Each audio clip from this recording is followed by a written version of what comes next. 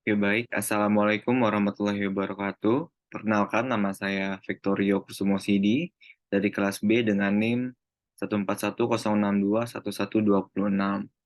Oke, pada video ini saya akan menjelaskan mengenai mini skripsi yang sudah saya buat yang berjudul Efektivitas Instagram dalam penyebaran informasi terhadap followers akun Instagram @unjofficial. Oke, di sini sudah ada daftar isi. Lalu ada daftar gambar, lalu ada daftar tabel. Oke, bab pertama, pendahuluan. 1.1 yaitu latar belakang. Nah, di era globalisasi saat ini, perkembangan teknologi berkembang semakin pesat. Teknologi telah memberikan pemanfaatan dan juga perubahan dalam hal penyebaran suatu informasi atau berita. Internet merupakan salah satu media yang paling banyak digunakan di Indonesia berdasarkan hasil survei dari Asosiasi Penyelenggara Jasa Internet Indonesia atau APJII. Pengguna internet yang ada di Indonesia sebanyak 215,63 juta orang pada kisaran tahun 2022 sampai 2023. Alasan paling utama dalam penggunaan internet adalah untuk mendapatkan atau menyebarkan informasi ke publik. Jika dahulu orang-orang menyebarkan informasi melalui media cetak seperti koran dan majalah, namun di zaman yang sudah memiliki teknologi yang pesat ini, penyebaran informasi bisa dilakukan dengan sangat mudah dengan hanya dengan mengandalkan internet. Nah, dengan perkembangannya, teknologi di dunia dan juga Indonesia semakin bermunculan media-media digital atau disebut new media. Contoh dari new media ini adalah yang seperti kita tahu banyak ada Facebook, Twitter, Instagram, dan lain-lainnya. Selain itu, juga lahir berbagai macam media untuk menunjang aktivitas manusia seperti streaming video, game online, dan lain-lainnya.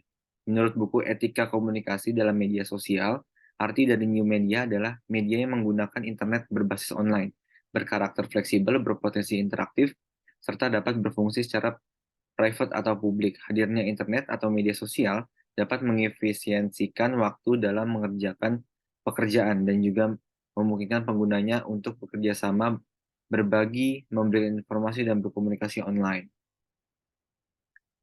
Media sosial merupakan media online dengan penggunanya bisa dengan mudah berbagai dan berkomunikasi secara online. Contohnya media sosial memiliki dampak positif yaitu memudahkan untuk berinteraksi dengan banyak orang, memperluas koneksi, jarak bukan penentu bisa atau tidaknya berkomunikasi dan mempunyai biaya yang relatif murah. Adapun dampak negatifnya dari penggunaan media sosial, yaitu interaksi secara langsung atau tatap muka semakin berkurang.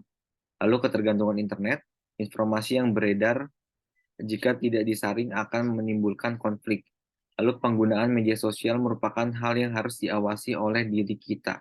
Jika tidak bijak dalam menggunakan media sosial, informasi yang kita terima tentunya bukan informasi yang asal beredar di media sosial. Pastinya setiap teknologi yang berkembang memiliki dampak positif dan negatif yang harus kita cerna agar tidak merugikan diri kita dan orang lain.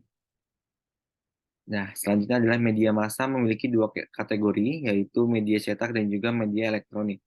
Dengan adanya perkembangan yang pesat, media massa bertambah kategori yaitu media online. Media ini pada dasarnya memiliki kesamaan tujuan dalam fungsi media, menyampaikan informasi kepada khalayak umum, merupakan tujuan utama dari media online, sama dengan tujuan utama dari kategori media massa lainnya.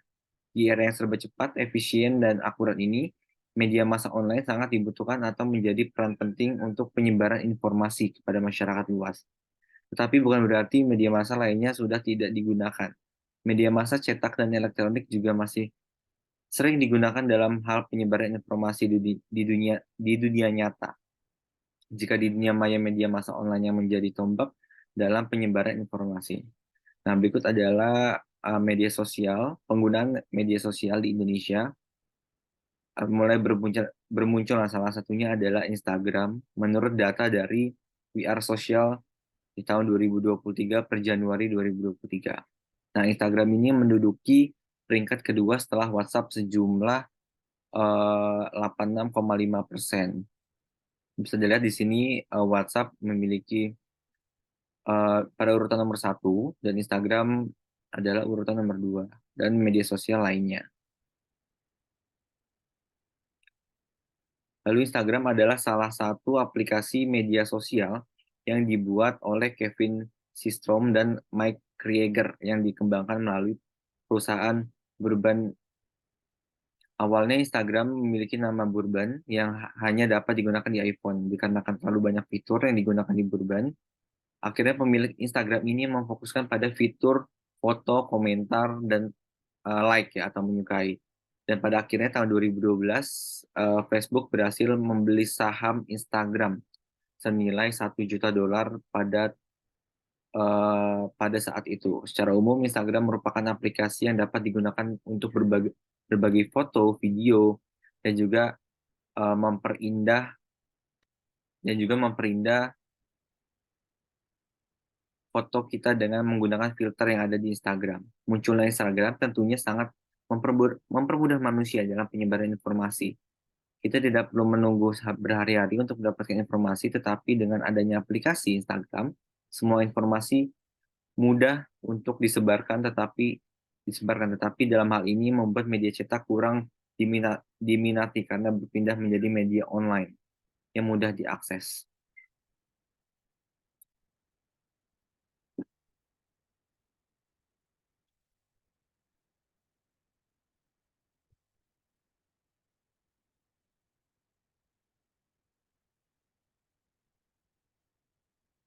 Oke, selanjutnya adalah pada era ini, Instagram menjadi platform media sosial yang dapat dimanfaatkan untuk penyebaran informasi, berita tanpa harus membuka web berita. Instagram mempermudah penggunanya untuk mencari informasi yang sedang dibicarakan pada saat itu, hanya dengan cara mengikuti akun Instagram yang ingin kita ketahui informasi-informasinya. Nah, salah satu akun Instagram yang memberikan informasi terkait penerimaan mahasiswa baru dan seputar informasi mengenai Universitas Negeri Jakarta yaitu akun Instagram @unjofficial. Akun Instagram ini memiliki jumlah pengikut sebanyak kurang lebih 131.000 dan 59 pengikut. Bergabung pada Instagram pada tahun 2016. Nah, WNJ Official ini sampai saat ini selalu memberikan unggahan terkait acara kampus, lalu ada penerimaan mahasiswa dan juga ucapan selamat kepada para mahasiswa dan sivitas akademika yang telah berprestasi dan membawa nama baik Universitas Negeri Jakarta. Nah, akun Instagram ini sangatlah menjadi sumber informasi mengenai informasi akademik untuk para mahasiswa atau mahasiswi. Maka dari itu, pengikut dari akun ini sangatlah banyak dikarenakan sebagian lebih mahasiswa atau mahasiswi yang berkuliah di UNJ dan memiliki akun Instagram pasti mengikuti akun UNJ official. Nah, berikut merupakan profil dari eh, akun UNJ official. Di sini ada 1.586 post dan 131.000 pengikut ya dan 59 following. Dilihat dari apa yang telah diunggah dari akun ini, memiliki konten yang menarik untuk dilihat lalu informatif dan juga aktual dalam memberikan informasi. Tentunya setiap informasi yang diberikan dapat memenuhi kebutuhan informasi yang dibutuhkan para mahasiswa atau mahasiswi.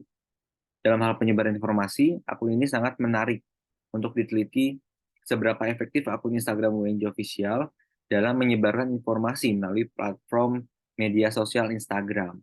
Maka dari itu, penulis tertarik untuk membuat penelitian dengan judul Efektivitas Instagram dalam Penyebaran Informasi Terhadap Followers Akun Instagram @unjofficial. Lalu selanjutnya adalah rumusan masalah. Berdasarkan latar belakang yang sudah penulis berikan, maka rumusan masalah dari penelitian ini adalah seberapa efektif Instagram dari akun @unjofficial dalam penyebaran informasi kepada follower akun Instagramnya. Lalu selanjutnya adalah tujuan penelitian. Nah, tujuan dari penelitian ini adalah mengetahui seberapa besar efektivitas media sosial Instagram @unjofficial dalam menyebarkan informasi kepada para pengikutnya. Lalu selanjutnya adalah manfaat penelitian.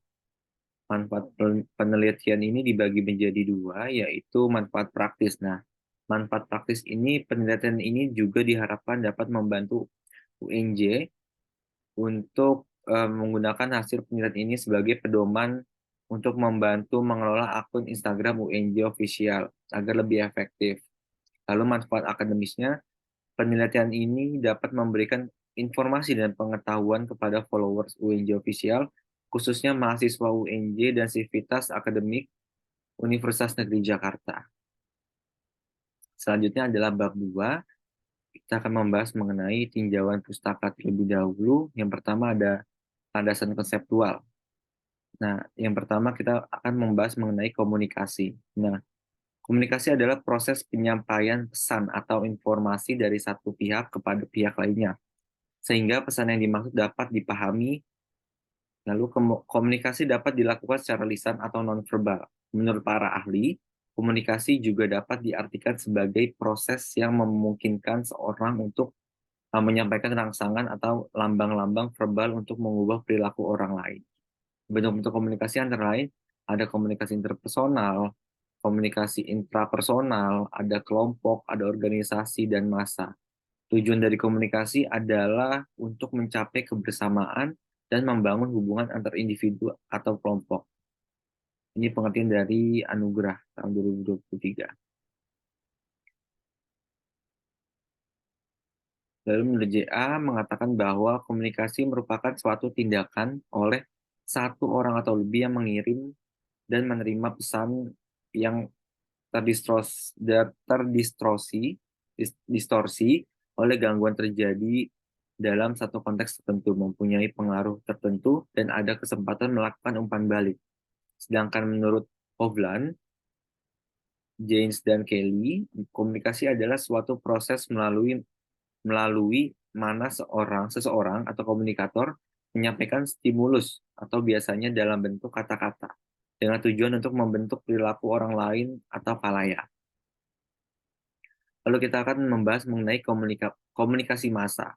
Nah, komunikasi massa ini menurut Bittner merupakan definisi paling sederhana, yaitu komunikasi massa adalah pesan yang dikomunikasikan melalui media massa pada sejumlah besar orang. Atau mass communication is a message communicated through a mass medium to a large number of people. Pada pengertian tersebut tergambarkan bahwa komunikasi massa itu harus menggunakan media massa. Nah, ada lagi definisi komunikasi massa menurut Meletsky, menggambarkan sifat dan ciri komunikasi massa yang satu arah dan tidak langsung sebagai akibat dari penggunaan media massa. Juga sifat pesannya terbuka untuk semua orang. Dalam definisi Meletsky ini, komunikasi massa diartikan sebagai bentuk komunikasi yang menyampaikan pernyataan secara terbuka melalui media penyebaran teknis secara tidak langsung dan satu arah pada publik yang tersebar. Dari uraian definisi di atas, maka dapat disimpulkan bahwa komunikasi massa adalah suatu proses melalui komunikator-komunikatornya menggunakan media untuk menyebarluaskan pesan-pesan secara luas dan terus-menerus menciptakan makna-makna serta diharapkan dapat mempengaruhi khalayak yang besar dan beragam melalui berbagai cara. Selanjutnya adalah kita membahas mengenai new media. Nah, dalam era digital yang terus berkembang pesat, media memainkan peran penting dalam membentuk cara kita berinteraksi, berkomunikasi, dan memahami dunia di sekitar kita. Salah satu teori mencoba menjelaskan perubahan signifikan ini adalah teori new media yang dikembangkan oleh Pierre Levy dalam bukunya, yaitu Cyberculture, Electronic Mediation, volume 4. Nah, teori ini merinci bagaimana media telah berubah dari bentuk konvensional ke era digital, serta dampaknya terhadap interaksi sosial dan pembentukan masyarakat. Nah, new media adalah sebuah istilah yang mencakup kemunculan teknologi digital, komputer, dan jaringan komunikasi pada akhir abad ke-20. Perkembangan teknologi ini telah mengubah cara kita berinteraksi, berkomunikasi, dan mengakses informasi. Menurut Fleo 2005 dalam Mesia 2022, ini adalah artikel karakteristik new media. Ini ada 5. Yang pertama adalah manipulatif, yang kedua adalah bersifat jaringan, Lalu yang ketiga adalah padat, dan yang keempat adalah interaktif, dan kelima adalah tidak memihak kepada pihak manapun. Ya. Lalu selanjutnya kita membahas mengenai media sosial. Nah, dalam era informasi saat ini, media sosial telah menjadi sarana yang penting dalam menjalani kehidupan sehari-hari. Salah satu aspek utama yang membuat media sosial begitu relevan adalah kemampuannya untuk menghubungkan orang-orang dari berbagai kalangan dan lokasi geografis. Ketika teknologi internet dan ponsel cerdas semakin maju, akses ke platform media sosial seperti Twitter, Facebook, dan Instagram telah menjadi sangat mudah dan praktis. Dengan hanya menggunakan ponsel cerdas, individu dapat mengakses dan berpartisipasi dalam berbagai platform media sosial, kapan saja dan di mana saja. Sebagai pengguna media sosial dengan bebas bisa mengedit, menambahkan, memodifikasi baik tulisan maupun video grafis dan isi lainnya.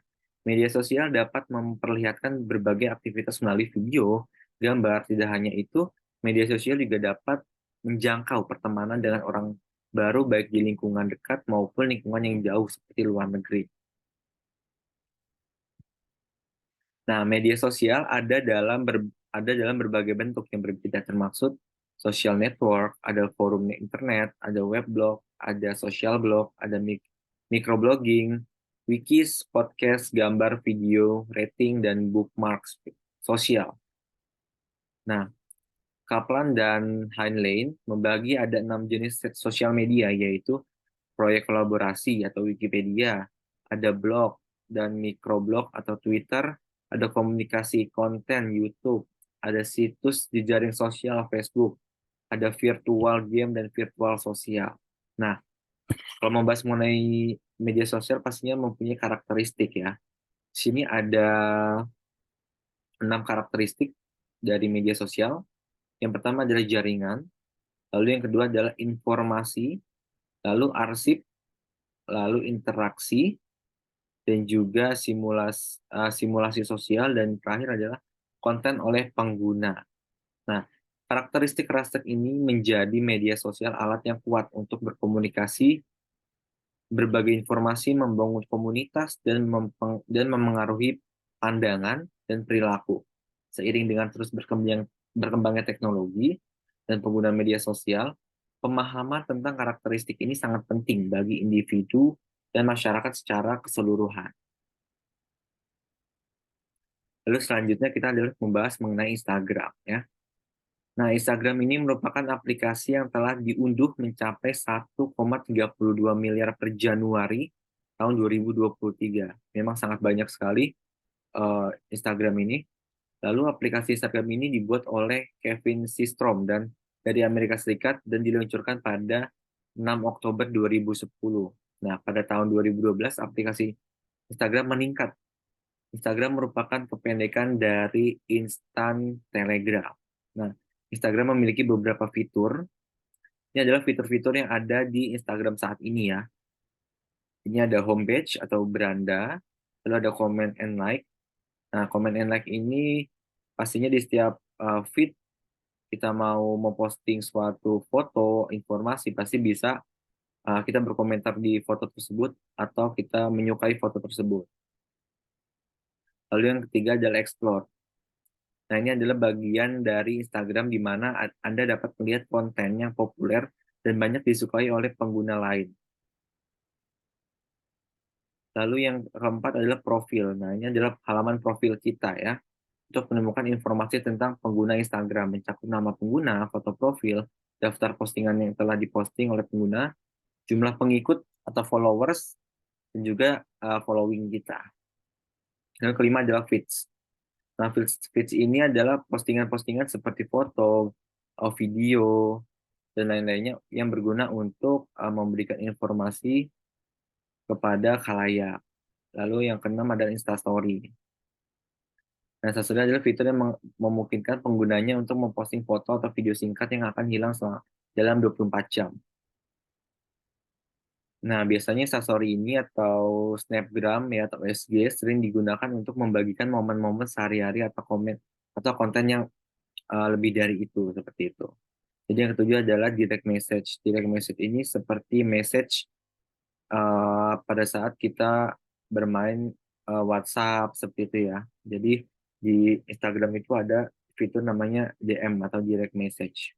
Kita bisa eh, menghubungi following kita seperti itu. Lalu yang kedelapan adalah hashtag. Nah, tadi sudah dijelaskan pada akhirnya Facebook mengumumkan bahwa ia telah membeli saham dari Instagram sebanyak 1 juta ya, mohon maaf, 1 juta dolar pada tanggal 9 April 2012. Sejak saat itu Instagram terus berkembang mengikuti teknologi yang ada. Lalu selanjutnya adalah followers dalam Instagram. Nah, dalam era media sosial, followers atau pengikut telah menjadi bagian penting dalam interaksi online. Meskipun dikaitkan dengan Instagram, konsep ini juga ditemukan di platform media sosial seperti Twitter, TikTok, dan banyak lagi. Istilah followers merujuk pada individu yang memutuskan untuk mengikuti akun atau profil seorang atau entitas di platform media sosial. Nah, selanjutnya adalah kajian literatur. Jadi kajian literatur ini artikel yang hampir sama ya, sama judul yang saya berikan hari ini. Sebelum melakukan penelitian terkait efektivitas Instagram dalam penyebaran informasi terhadap akun Instagram @WNJ Official akan dibuat kajian literatur. Nah, kajian ini dilakukan dengan penelitian yang memiliki kaitan dan kaitan dan sejenis oleh penelitian yang akan diteliti oleh peneliti. Nah, berikut adalah beberapa penelitian yang dapat dijadikan referensi dalam melakukan penelitian ini. Di sini ada 10 artikel dan juga jurnal macam-macam. Di sini ada peneliti oleh Helena Diana Saraswati dan pembuat-pembuat lainnya. Ini dari Universitas Telkom yang mengangkat judul efektivitas akun Instagram @infoserang dalam pemenuhan kebutuhan informasi followers. Ini juga ada dari Anissa Winanda Widara dan peneliti lainnya dari Universitas Islam Negeri Sultan Syarif Kasim Riau. Ini mengangkat judul efektivitas penggunaan media sosial Instagram @infopku sebagai media informasi online Kota Pekanbaru. Dan eh, peneliti-peneliti lainnya dan juga berbagai macam judul yang mereka berikan yang relate dengan mini skripsi yang saya buat sekarang ini.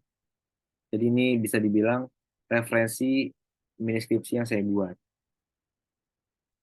Lalu yang selanjutnya adalah kita membahas mengenai variabel independen.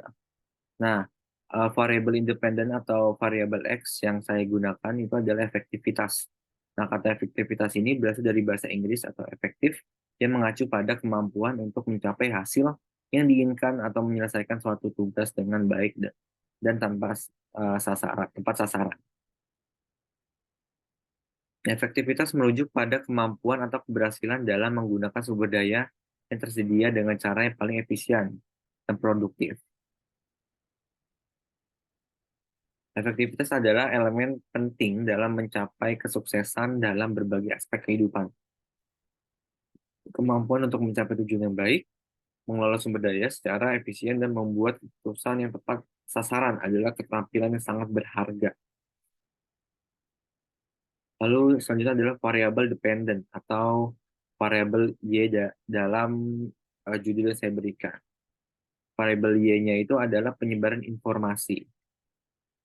Nah, di dalam dunia komunikasi, penyebaran informasi adalah aspek penting yang membentuk bagian dari subdisiplin komunikasi massa. Dalam ilmu komunikasi, proses ini sering disebut dengan istilah difusi, yang berasal dari bahasa Inggris atau diffusion. Difusi adalah suatu proses di mana inovasi, ide, atau gagasan baru disebarkan ke anggota suatu sistem sosial atau masyarakat. Ini mencakup cara bagaimana ide-ide baru diterima, diterapkan, dan menyebar di antara individu atau kelompok dalam masyarakat. Nah, penyebaran informasi berfokus pada pesan-pesan yang mengandung gagasan baru atau inovatif.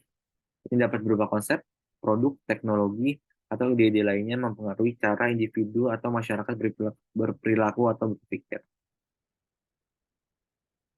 Terus selanjutnya adalah model penelitian.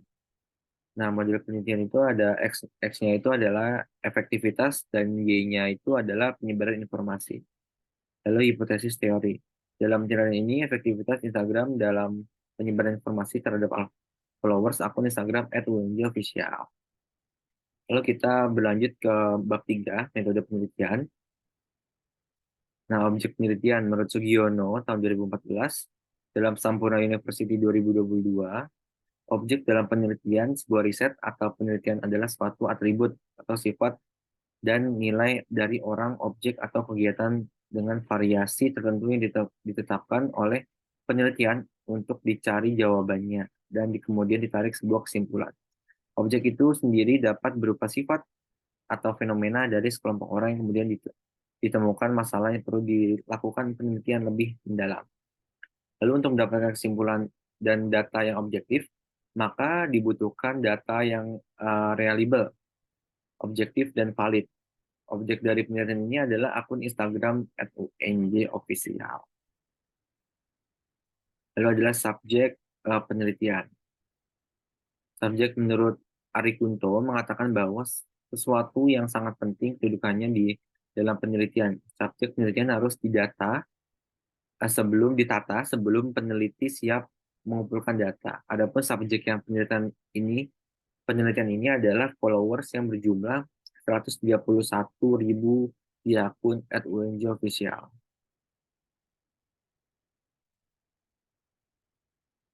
Lalu selanjutnya 3.3 adalah pendekatan penelitian. Nah, pendekatan penelitian pada penelitian ini adalah memakai pendekatan kuantitatif. Dalam penelitian adalah salah satu metode penelitian yang digunakan untuk mengumpulkan data dalam bentuk angka atau data numerik. Pendekatan ini berfokus pada pengukuran analisis statistik dan pengujian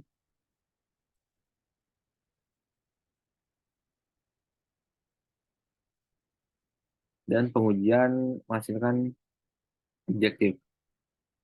Lalu selanjutnya adalah paradigma penelitian. Nah, paradigma positivisme adalah kerangka kerja atau pendekatan filosofi yang mendasari banyak penelitian kuantitatif. Lalu selanjutnya adalah metode pengumpulan data. Nah, metode pengumpulan data ini yang pertama ada penelitian perpustakaan. Lalu ada penelitian lapangan.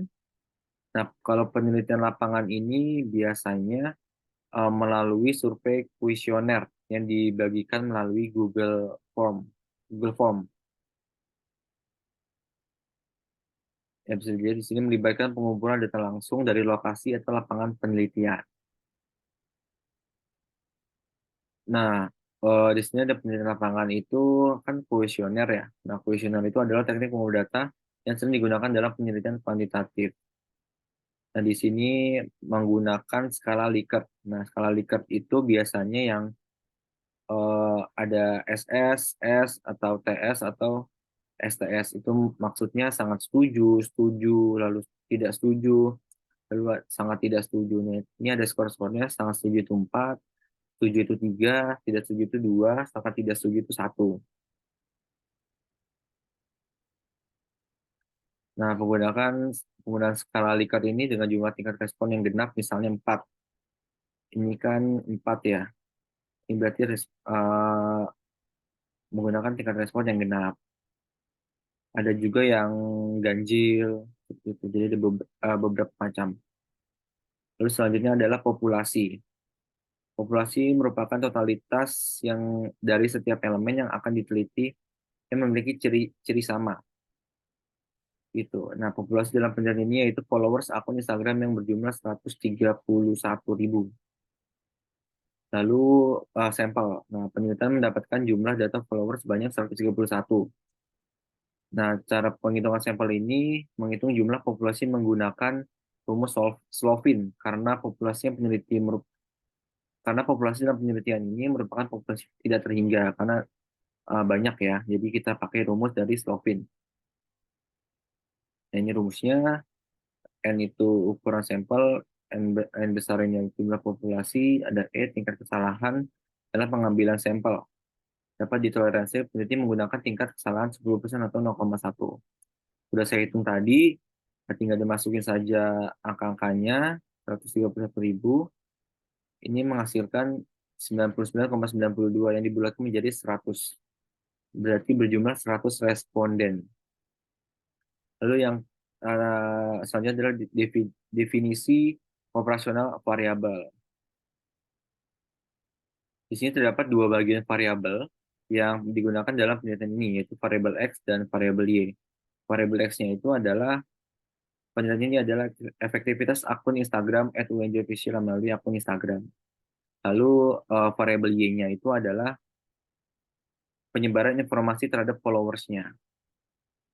Lalu sini ada teknik analisis data, ada uji validitas data, ada uji reliabilitas. Ini ada apa namanya, penjelasannya. Lalu ada uji normalitas. Lalu ada uji linearitas dan juga uji T yang terakhir. Nah, selanjutnya yang terakhir ini adalah operasional konsep. Nah, operasional konsep itu di sini terbagi menjadi ada konsep, ada variabel, ada dimensi, ada indikator dan skala. Jadi konsepnya saya memakai efektivitas, variabelnya itu efektivitas komunikasi. Nah, dimensinya itu ada penerima pesan, isi pesan, media komunikasi, format pesan, sumber pesan, dan juga ketepatan waktu. Nah, indikator itu eh, hasil dari penerima pesan tadi yang sudah kita analisis. Memakai skalanya itu skala Likert yang tadi, yang genap, ada setuju, tidak setuju, seperti itu. Terakhir adalah daftar pustaka. Nah, mungkin akan menjelaskan sedikit tadi mengenai analisa data ya. Sini ada uji validitas data. Ini jika R dihitung lebih besar jika R dihitung dan lebih besar dari R tabel, maka pertanyaan tersebut dikatakan valid. Tapi kalau sebaliknya berarti tidak valid. Begitu pun juga yang uji reliabilitas itu ada apa namanya? Ada pengukurannya, yaitu alpha Cron Bunch diukur berdasarkan alpha Cron Bunch 0 sampai 1. Nah, di sini ada misalnya dari 0 sampai dengan 0,00 sampai dengan 0,20. Berarti kurang reliable dan seterusnya. Yang reliable itu berarti 0,6, hasilnya nanti 0,60 sampai dengan 0,80. Berarti itu reliable. Yang sangat reliable lagi 0,81 sampai dengan 1,00. Tuh, selanjutnya adalah uji normalitas. Nah, uji normalitas itu dihitung secara normal ya. Apabila nilai probabilitas lebih besar dari 0,01, maka data terdistribusi secara normal. Tapi kalau kurang dari 0,01 berarti terdistribusi tidak normal. Gitu. Lalu ini ada uji linearitas. Nah, terdapat pengambilan keputusan dalam uji linearitas tersebut. Nilai deviation from linearity lebih dari 0,01 disimpulkan memiliki hubungan yang linear. Tapi kalau kurang dari 0,01 itu disimpulkan memiliki hubungan yang tidak linear. Dan yang terakhir adalah uji T. Nah, ini apabila T hitung lebih besar dari T tabel, maka HO ditolak dan HA diterima. Apabila T hitung lebih kecil, T hitung lebih kecil dari T tabel, maka HO diterima dan HA ditolak. Seperti itu. Mungkin itu saja yang dapat saya sampaikan mengenai mini skripsi yang sudah saya buat dengan judul efektivitas Instagram dalam penyebaran informasi terhadap followers akun Instagram @unj_official. Mungkin kalau ada teman-teman yang kurang jelas boleh ditanyakan. Kurang lebihnya mohon maaf. Terima kasih buat teman-teman dan juga Mbak Kinkin selaku dosen pengampu. Kurang lebihnya mohon maaf. Wassalamualaikum warahmatullahi wabarakatuh.